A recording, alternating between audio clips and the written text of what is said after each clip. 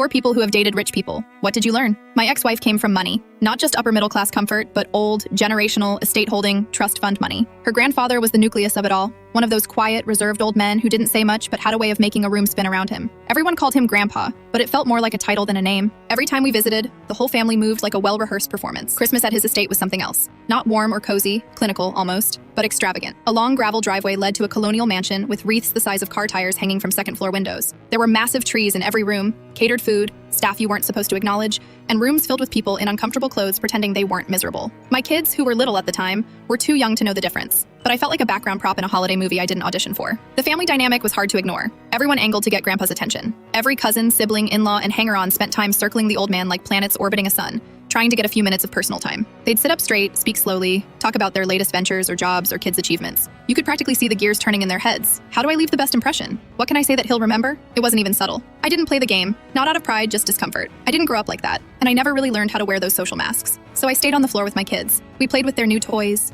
made a mess of wrapping paper, ate too many cookies, and built Lego sets in the corner of the great room while the adults networked in their own family way. I didn't avoid Grandpa, I just didn't seek him out. I figured if he wanted to talk, he would. After the second Christmas, about a week later, I got a call. It was him. He was polite, formal, but not stiff. He said he appreciated how I handled the holidays, said it was nice to see someone just enjoy their children. Then he asked if there was anything he could do for us. It caught me off guard. I told him honestly, we didn't need anything. I didn't want money or favors. I just said I thought it would be good for my kids to get to know their great-grandfather while they still could. I didn't even think it was a big moment, just an honest answer. A few months later, he showed up at our modest house unannounced. No entourage, no driver, just parked out front in a navy blue Cadillac and knocked on the door. My oldest was the one who answered and came running in, yelling that a fancy old man was outside. We spent most of the afternoon sitting on the porch. My ex wasn't there that day, which made the conversation easier. He brought a photo album from when he was young, told me stories about growing up during the Depression, enlisting during World War II, starting his first business. Nothing dramatic, just the kind of stories you'd miss if you were too busy trying to impress him. My kids were running around the yard, and every once in a while he'd call one over and ask them what they were building or drawing or planning. It was the first time I saw him just be a person instead of the family figurehead. A few months after that, we got a letter in the mail from a law office. He had set up a trust fund in each of our kids' names to cover their college tuition, fully.